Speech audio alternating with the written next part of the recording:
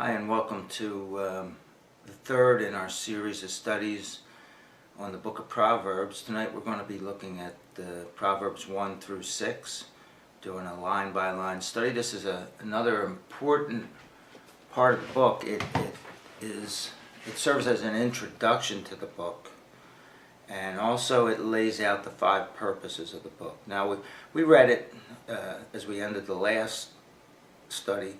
Let's read it again just as an overview. Proverbs 1:1 says, "The Proverbs of Solomon, son of David, king of Israel, to learn wisdom and moral instruction, and to discern wise counsel, to receive moral instruction and skillful living, in righteousness, justice, and equity, to impart shrewdness to the morally naive, and a discerning plan to the young person. Let the wise also hear and gain instruction, and let the discerning acquire guidance.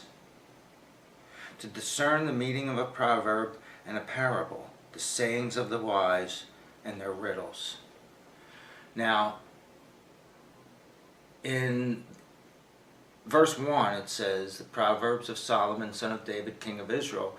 The word Proverbs is mashal in Hebrew, and it translates into likeness. It can mean many things. Here it's used to mean an object lesson that points you in the right direction. So it's kind of like an object lesson that points you in the right direction by being a likeness of something else. And you're going to see that a lot of times in these Proverbs, that they're like a likeness of other things. Verse 2 says, to learn wisdom and moral instruction and discern wise counsel. To learn wisdom is the first purpose of the book.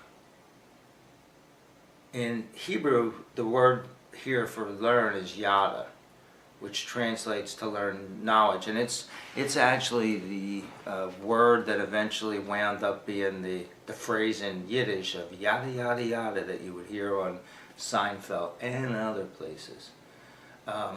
Wisdom is chokmah, which alludes to a skill set. Now this is a skill set in a basic form of like a carpenter or an engineer, a doctor, a surgeon. It's a very specific skill set, and in modern day usage would be considered very technical. To discern wise counsel. Now this is the second purpose of the book, which is to distinguish between good and bad advice. And I know in my everyday life, working for the IRS, that there are people whose counsel I seek, and there's people whose counsel I ignore. And I've been there for 23 years, so I kind of know how to pick out who to listen to and who not to. And that's one of the things that we're going to work on in this book. Verse 3 says, to receive moral instruction and skillful living in righteousness, justice, and equity. Now, to receive moral instruction is the third purpose of the book. This is from the student's viewpoint. Skillful living is in Hebrew musar haskel, which is a discipline of prudence. So you're disciplined to prudently make decisions. Righteousness in Hebrew is tzedek, and that's conforming to God's law. Justice is mishpat, which means making just decisions. And equity is not what I consider. I would have used a different word here. I wouldn't have used equity. Equity here means walking a straight path. So if I can paraphrase this, it says that we should have a self-discipline of prudence by conforming to God's law, being just in decision-making, and staying on the path that's laid out by God. Verse 4 says, to impart shrewdness to the morally naive and a discerning plan to the young person. To impart is to give, And that's the fourth purpose of the book, is to impart shrewdness to the morally naive and a discerning plan to the young person. That's from the teacher's point of view, to give wisdom to those who need it. So the third purpose was from the student's point of view. This is from the teacher's point of view. Shrewdness is the Hebrew word arma. In Genesis 3:1, it's used to describe Satan. And the King James called Satan subtle, and the NIV calls him crafty. Now, if you're considered shrewd, crafty, or subtle, these are words that all, when somebody says, oh, that guy's crafty, you have to listen to who's telling you and how they're telling you. Because they're all double-edged sword words. They're a good thing, but they can be used to describe Satan. A discerning plan here is the Hebrew da'at zima, which is a plan with purpose. Now verse 5 says, let the wise also hear and gain instruction, and let the discerning acquire guidance. And in the Net Bible, this is actually in parentheses. So you never have it nailed. See, as a Christian, if you tread water, you're going to drown. You always need to be moving forward. You always need to be going deeper in prayer. You always need to be going deeper in the Word. You always need to gain instruction and guidance. Now, guidance here is the Hebrew takbulah, which is moral guidance. This was originally a nautical term, and it was used probably to describe the ropes that you would use in the Mediterranean, on the Sea of Galilee, to control your boat, where your boat was going. So it's kind of a steering term.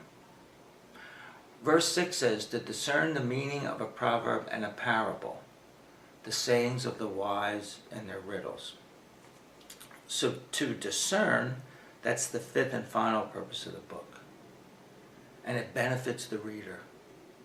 And hey, that's us. A parable is an elusive expression. A proverb is the likeness of something. But a parable alludes to something. In contrast, they're like the difference between a simile and a metaphor.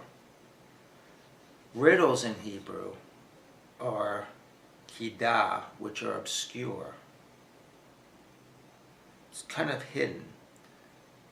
Proverbs are something described in the likeness of something else to teach someone. A parable alludes to something else to teach someone something. And a riddle hides the answer and makes you think about it to figure it out. So let's recap the 5 purposes of the book.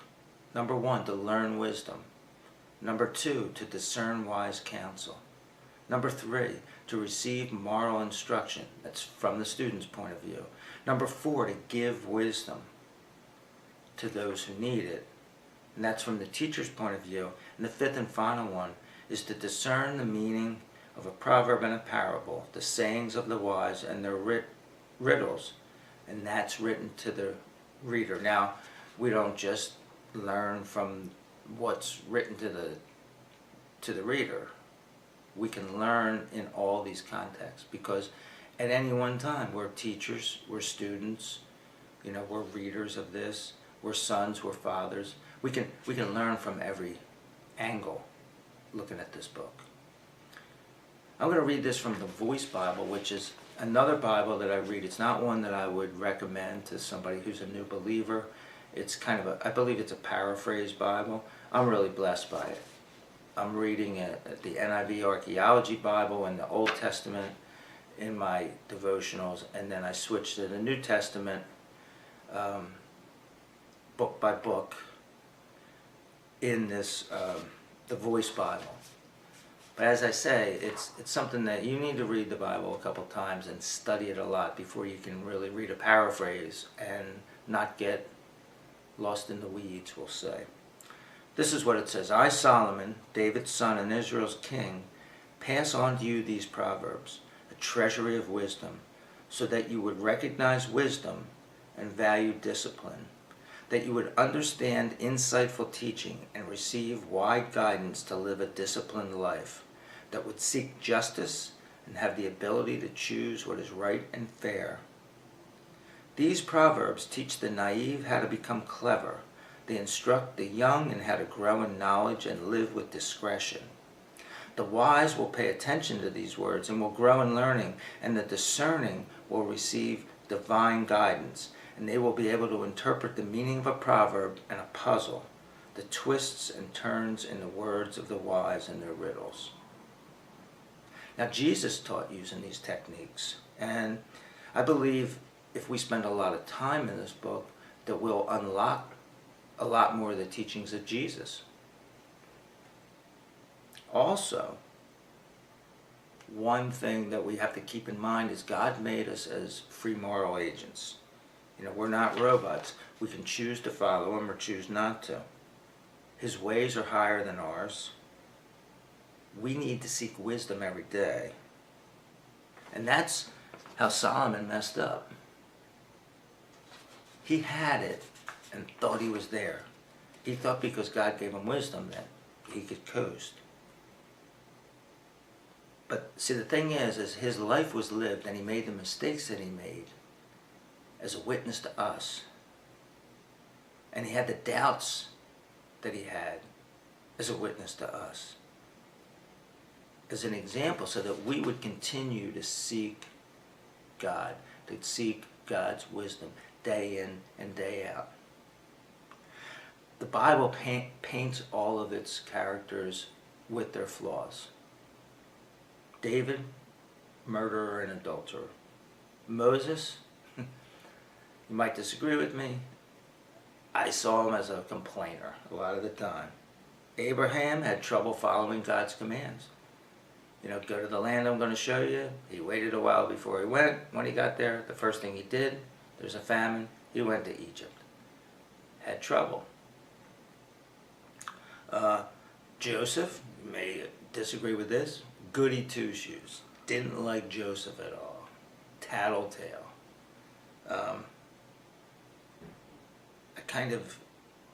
When Joseph was sold into slavery, I was kind of sitting there going like, yeah. Solomon, wise, but with application problems. So the thing is that if the Bible painted any of these people as perfect, we could point to them and say, be like Solomon, be like David. That's all you have to do. But see, there was really nobody in the Bible who was painted as perfect, except for one person, Jesus. He's the one person that you can point to and say, be like him. Be like him in every way that you possibly can. He was always in God's will. He never wavered. The only sin he had, he took on himself. Now, we're not going to be able to live up to that standard, but most of his standards we can't live up to. But we can certainly live up to Solomon's standard. In fact, what we're going to attempt to do in this study is to live above Solomon's standard. I believe that's why he's painted that way. So that we'll go like, whoa, all that wisdom, messed up. What do I do to go further than Solomon? To be blessed more than Solomon?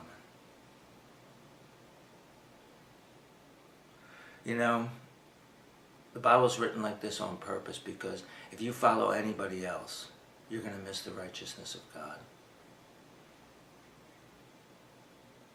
And you're not going to enter in by the narrow gate. And we know that the narrow gate is Jesus Christ. And we will see Jesus on every page of the book of Proverbs. Until next time, God bless you. And read through the first chapter. Become very, very familiar with the first chapter. Until then, Shabbat Shalom.